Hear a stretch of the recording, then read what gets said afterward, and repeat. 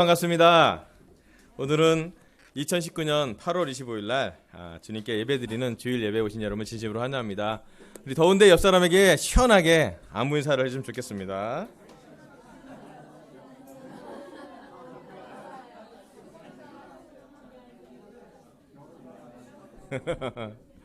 아멘.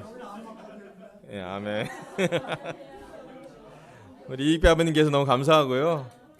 또 오늘은 특별히 제가 너무 사랑하고 존경하는 우리 이강희 장로님의 형수님이죠. 여기 미경신 계셔서 너무 감사하고, 제 틴때 모습을 기억하시는 몇 분 안 되는 그런 분이라서 너무 감사하고 너무 특별합니다.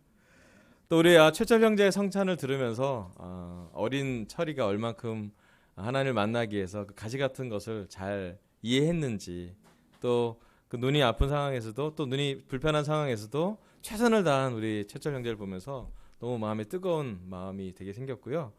또 우리 집에서 컴퓨터가 고장 날 때마다 우리 최철 형제가 와서 언제 그랬냐는 듯이 싹 고쳐놓는 걸 보면서 철 형제에 대해 감사의 마음을 꼭 전하고 싶었습니다. 아멘.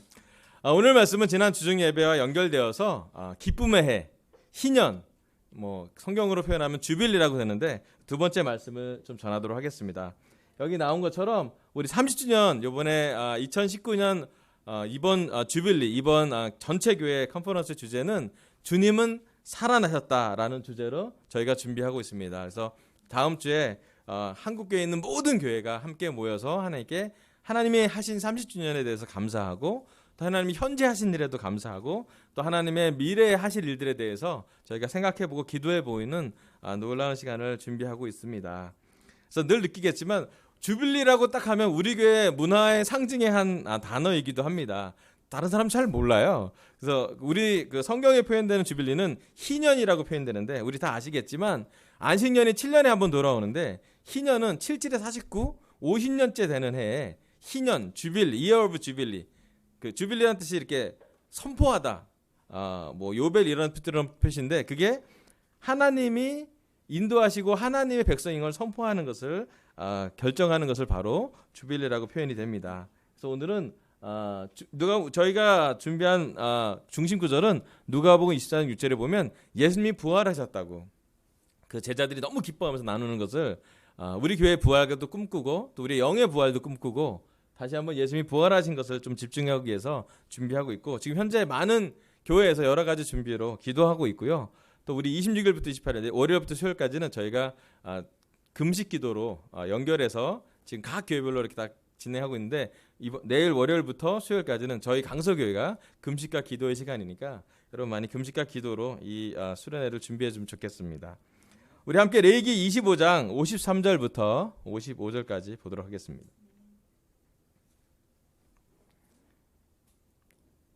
같이 한번 읽어볼게요. 주인은 시작. 주인은 그를 해마다 고용하는 것으로 하고 그를 품꾼으로 대접하여야 한다. 어떤 주인이라도 그 종을 심하게 부려서는 안 된다. 위에서 말한 여러 방법 가운데 어느 하나로도 풀려날 길이 없다 하더라도 희년이 되면 그는 풀려날 수 있다. 자기만이 아니라 자식들도 그와 함께 풀려난다. 이스라엘의 자손은 나에게 속한 나의 품꾼이기 때문이다. 그들은 내가 이집트 땅에서 이끌어낸 나의 품꾼이다. 내가 주 너희의 하나님입니다. 아멘. 하나님은 레위기를 통해서 희년이 되면 벌어지는 것들에 대해서 말씀을 했습니다. 지난 주중 예배 때는 희년이 되면 각자 분배받은 땅으로 돌아가야 된다고 처음으로 돌아가는 거에 대해서 말씀을 전했는데요. 지금은 두 번째 말씀을 좀 전하겠어요.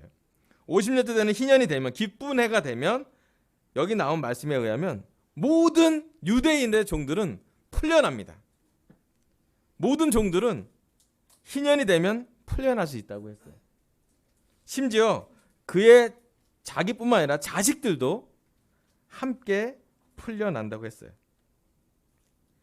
하나님은 이스라엘 사람들이 50년에 한 번은, 그의 일생에 딱 한 번은 종이든 자유인이든 어떤 사람이든 간에 한 번 정도는 완전한 자유, 풀려나는 것을 경험하기를 원해서 이 희년을 제정한 것 같습니다.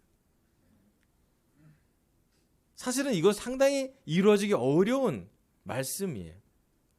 여러분, 종에 대한 개념은 가장 최근에까지 계급이 있었습니다. 우리도 아시겠지만 우리나라 조선시대까지도 늘 종이 있었고요. 미국에서도 최근 200년 사이에 종이 해방되는 역사가 미국의 역사이기도 합니다. 아마 지금 인도는 아직도 계급에 종이 있어요. 사실은 종을 풀려나게 한다는 개념은 정말로 최근까지도 잘 이루어지지 않았던, 종을 부리는데 사람의 역사가 함께 연결되어 있는 깊은 관계가 있습니다. 그런데 지금 레위기가 써진 걸 보면 정말로 오래전, 한 6,000년 전에 하나님은 하나님의 백성을 만들 때 종이 풀려날 것을 디자인하셨어요.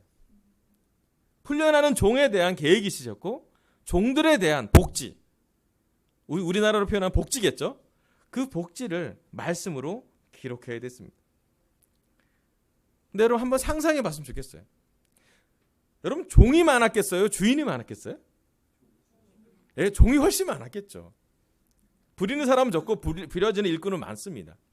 그런데 한번 희년이 돼서 정말 기쁜 해인데 모든 종들이 다 풀려나면 그 사회는 어떻게 될까 한번 상상해 보세요. 어제까지 일을 했던 종이 없어지면 그 많던 일들은 누가 해야 되는 것인지. 우리나라 옛날 오래된 개그 표현으로 밭은 누가 갈아야 되는지. 없잖아요.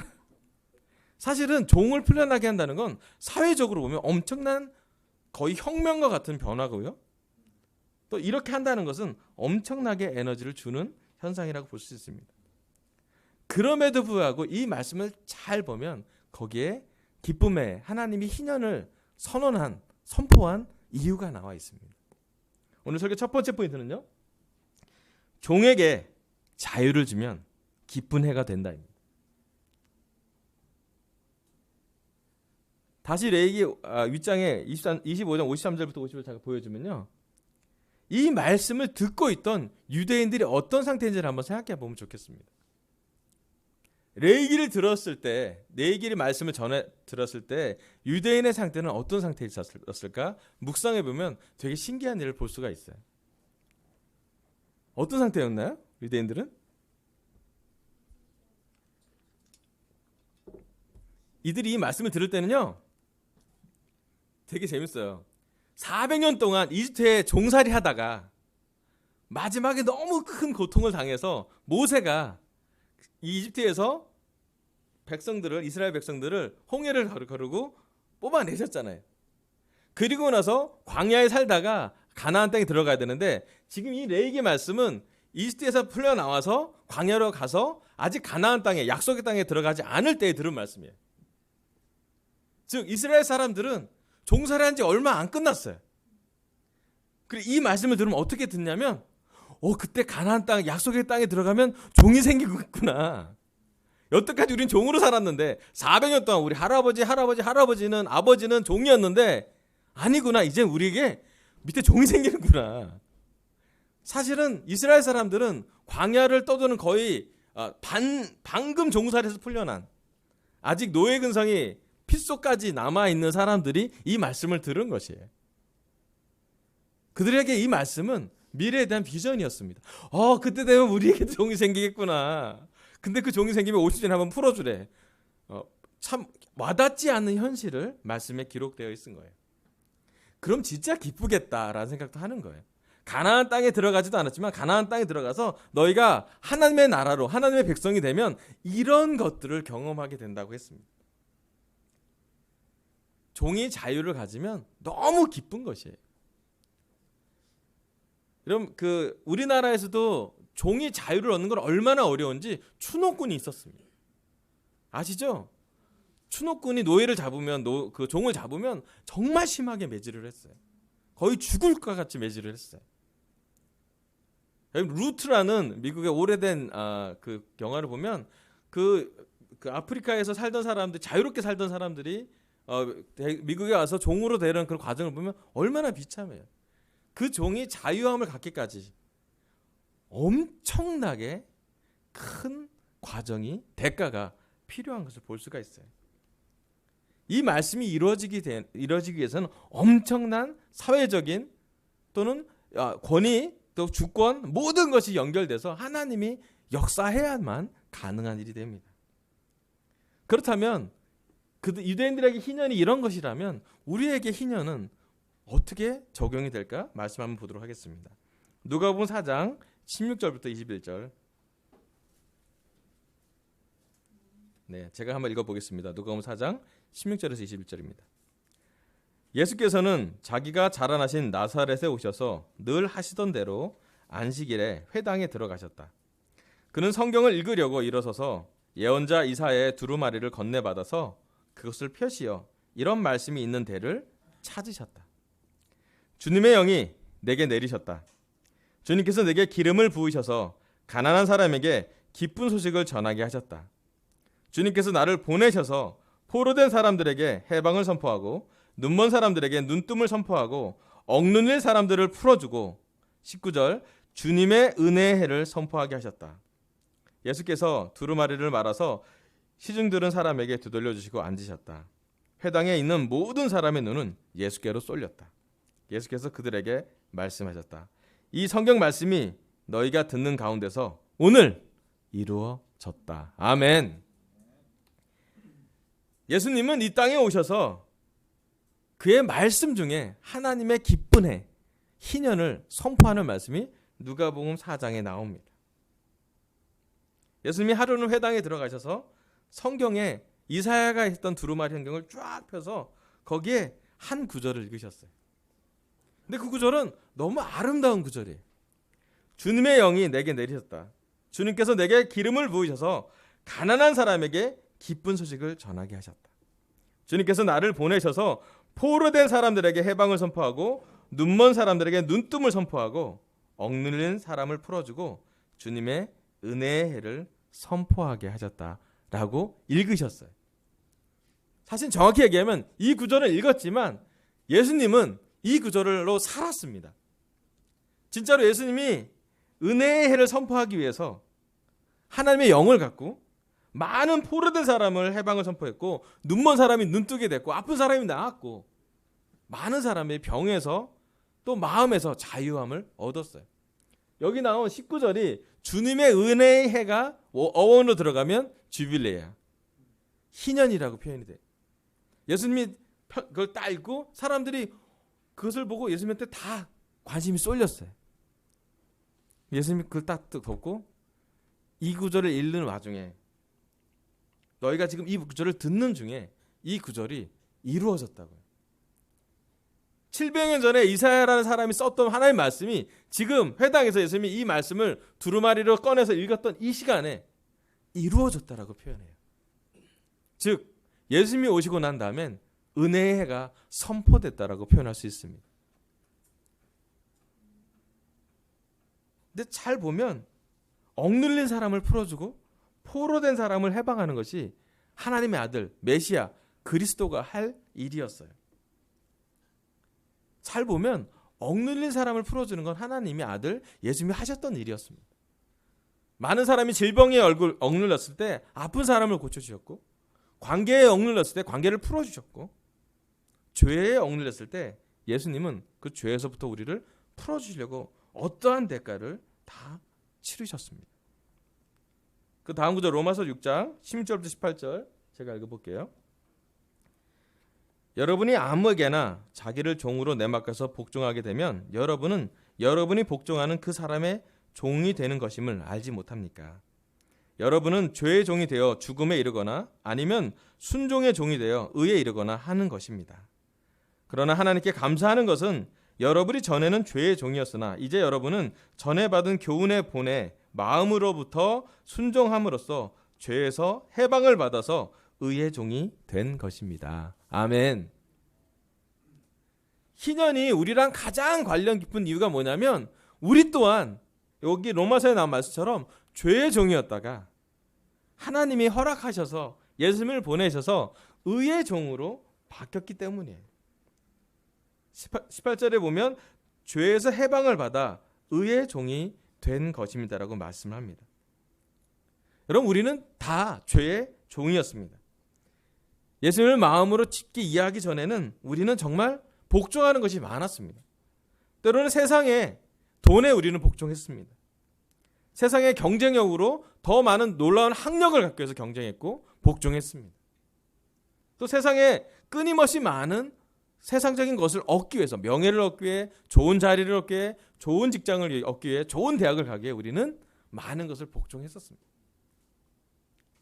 뿐만 아니라 삶에서 좀 개인적으로 들어보면 우리는 그렇기 때문에 수없이 많은 경쟁을 가져가면서 비교하면서 우리 삶에 여러 가지 많은 죄가 들어오게 됐어요. 음란의 죄가 들어오기도 하고, 이기심의 죄가 들어오기도 하고, 게으름의 죄가 들어오기도 하고, 우리 삶에는 하나님과 가까워질 만한, 의의 종이 될 만한 그런 자격이 없는 그런 삶을 살았습니다. 그럼에도 불구하고 하나님, 그때에 하나님은 우리를 불러내오셔서 하나님의 말씀을 듣게 해주셨죠. 여러분, 우리가 처음 하나님의 말씀을 공부했던 그 세를 한번 생각해 봤으면 좋겠습니다. 우리는 어떤 종이었는지, 누구의 종이었는지를 기억해 보시기를 바랍니다. 아니에요, 저는 자유로웠습니다. 저를 막을 사람은 아무도 없었어요. 그렇게 말할 수도 있겠지만 아마 우리는 무언가에 복종하고 살았을 것입니다. 근데 그 복종해서 살았던 그것이 우리에게 자유함을 준 것이 아니라 많은 경우 우리를 속박했고 많은 경우 우리에게 행복감을 주지 못했을 것입니다. 하지만 성경에서 나온 건 뭐냐면 그 주님의 은혜의 해, 주님이 정말 은혜를 베푸는 희년, 기쁨의 해를 선택하는 것은 하나님의 아들 예수님이 왔을 때 그 율법이 완성됨을 선언하고 계십니다. 여러분, 제가 너무 감사한 건 저는 죄의 종이었습니다. 아까 우리 저기 주일학교 선생님 예배에서 우리 틴들도 우리 에리도 같이 예배를 드렸는데, 저는 고등학교 때 한 문장을 말할 때 욕을 안 하면 문장이 완성되지 않았던 사람이었습니다. 거짓말도 많이 했고 음란함도 많았습니다. 또 그 안에 깊이 있는 불안함 때문에 사실은 어떻게 살아야 되는지, 또 마음속 깊숙한 곳에서부터 시골에서 서울로 왔기 때문에 열등감과 경쟁의식이 되게 많았던 사람이었습니다. 저는 그 마음속에 좀 자유함이 많지 않았습니다. 뭔가 증명해야 됐었고 또 제 마음에 여유가 있지는 않았던 것 같아요.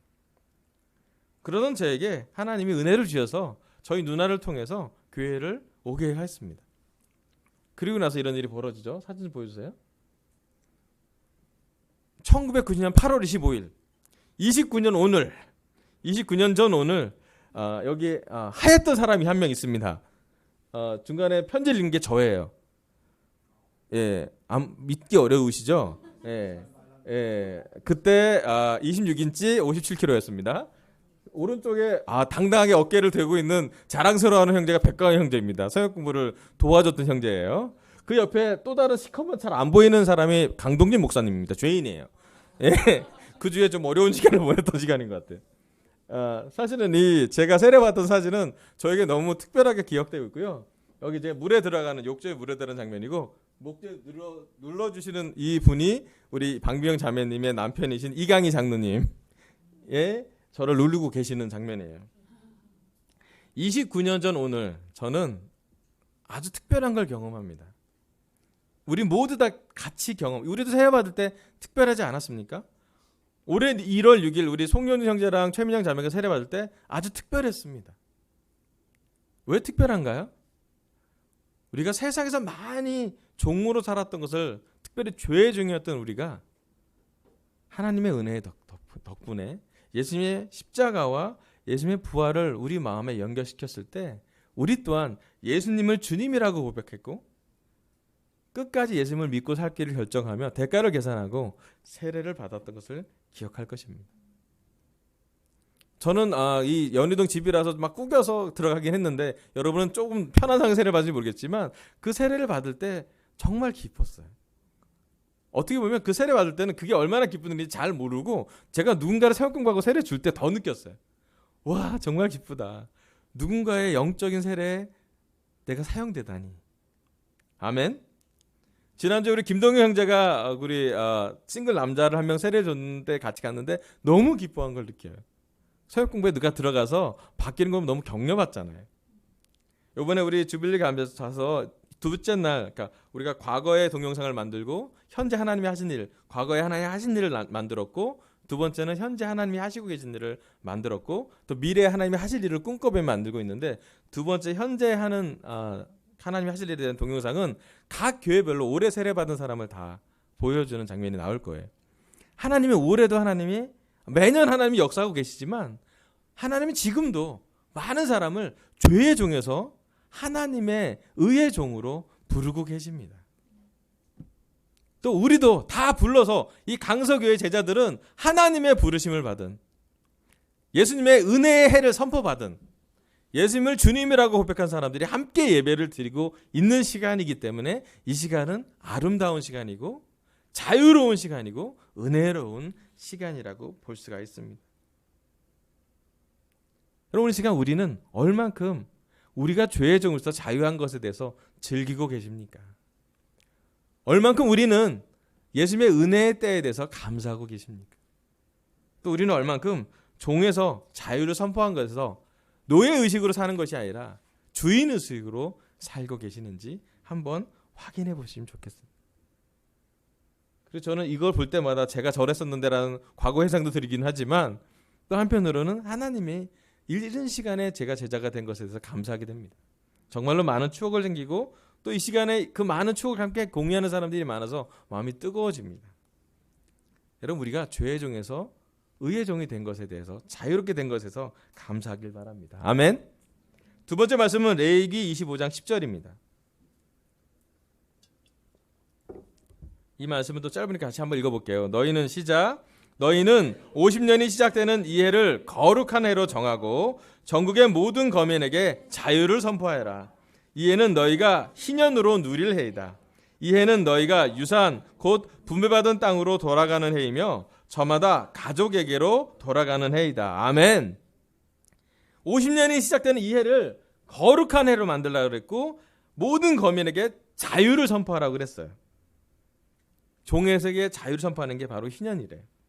그리고 그 해에는 분배받은 땅, 처음에 갔던 땅으로 갔다고 그랬고요. 두 번째로는 오늘 설교 마지막 포인트인데, 저마다 가족에게로 돌아가는 해라고 얘기했습니다.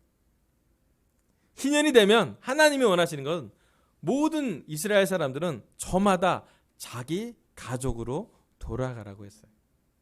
오늘 설교 두 번째 포인트는요, 하나님의 가족으로 돌아가면 기쁜 해가 된다입니다. 여러분, 올 한 해 동안 우리가 기뻐지려면, 하나님이 원하시는 기쁨은 한 해 동안 우리가 하나님의 가족으로 돌아갈 때 우리는 기뻐질 수 있다라고 표현하고 있습니다. 에베소서 2장 19절부터 20절 같이 볼게요. 그러므로 이제부터 여러분은 외국 사람이나 나그네가 아니요 성도들과 함께 시민이며 하나님의 가족입니다. 여러분은 사도들과 예언자들이 놓은 기초 위에 세워진 건물이며 그리스도 예수가 그 모퉁이 돌이 되십니다. 아멘. 하나님은 에베소 교회 사람들이 외국 사람이나 나그네가 아니라고 했어요. 물론 에베소 그 교회는 외국인도 많았던 것 같고 나그네도 많았던 것 같습니다. 무역도시였기 때문에 분명히 그럴 수도 있는 것 같아요. 아마 그 사람 중에 많은 사람이 제자로 구성되어 있었던 것 같아요. 근데 사도 바울은 이야기하고 있습니다. 여러분은 외국 사람이나 나그네가 아니요 성도들과 함께 시민이며 하나님의 가족이라고. 에베소에 살고 있는 제자들에게 가장 큰 정체성은 하나님의 가족이라는 것이었습니다. 하나님에게 가족은 정말 중요합니다. 하나님은 가족을 만들고 가족에게 말씀을 전하고 가족이 하나님의 축복의 통로가 되게 하셨어요. 하나님은 자신의 이름을 아브라함의 하나님, 이삭의 하나님, 야곱의 하나님이라고 부르라 그랬어요. 아브라함과 이삭과 야곱은 가족입니다. 하나님은 사람과 가족이 되길 원했어요. 이 정말 중요한 것인데, 하나님 우리가 노예가 되기를 원하지 않고 사실은 가족이 되기를 원하십니다. 그럼 가족일 때 또 하나님이 원하시는 아름다운 단란한 하나님을 아버지로 둔 놀라운 가족이 될 때 우리의 기쁨은 커지게 됩니다. 제가 특별히 올해 7월과 8월 2달 동안 매주 토요일마다 오전에 우리 모였잖아요. 조인 모임이라고. 어제 이제 마지막 모임을 하고 회식하는 장면이 나오는데 한번 보여주세요. 예. 여기 되게 좋았어요. 좋은 중화집인데 되게 줄 서는 집인데 우리만 딱 예약된 데 가서 줄 하나도 안 주고 들어가서 맛있는 중화회를 먹었는데 우리 조인 모임을 하고 조인 모임에 참석했던 10몇 명의 사람들한테 물어봤어요. 이 조인 2달 동안 우리 토요일 날 모였는데 뭐가 가장 좋았는지. 그때 가장 많이 나왔던 말씀이 뭐냐면 캠퍼스 대학부, 청년부 싱글, 그다음에 결혼부가 같이 모였을 때 모인 것만 갖고 또 같이 모여서 콰이타임을 같이 하고 또 매일 밤 10시에 같이 기도하고 또 거의 매일 감사를 5가지 정도 나누면서 영적으로 연결된 시간, 가족이 된 시간이 가장 감사했고 좋았고 즐거웠다고 얘기를 했어요.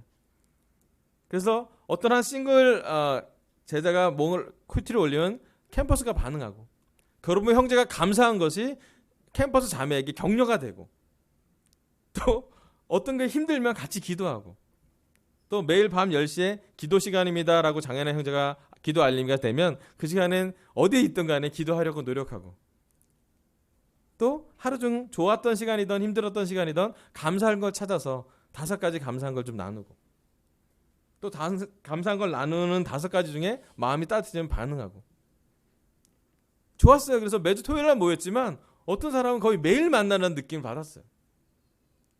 왜냐하면 가족이니까요. 먹을 거를 앞에 둬서 기뻐했는지 아니면 왜냐하면 지금 탕수육은 나오고 아직 짜장면이 안 나오고 있는 상황이 있는데 나와서 기럴지 모르겠지만 이들은 기뻐하고 있었습니다.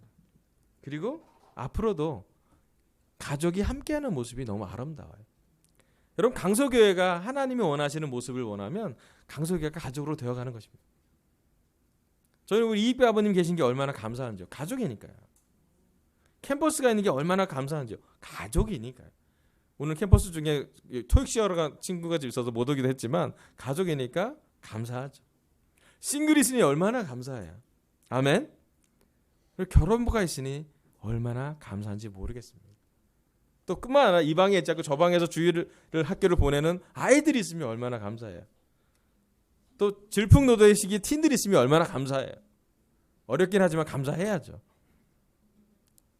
강서교회는요 대가족이라고 보면 돼요. 우리는 하나님이 원하시는 가족이 될 때 아름답고 가족이 될 때 하나님이 기뻐하시고 가족이 될 때 우리도 기뻐집니다. 우리 갈라디아서 4장 1절부터 7절 제가 읽도록 하겠습니다. 내가 또 말합니다.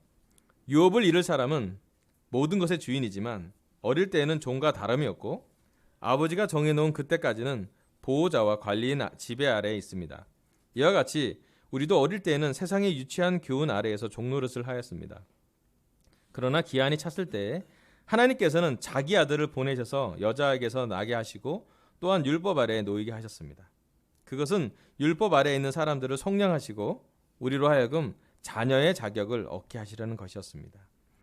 그런데 여러분은 자녀이므로 하나님께서 그 아들의 영을 우리의 마음에 보내주셔서 우리가 하나님을 아빠, 아버지라고 부를 수 있게 하셨습니다.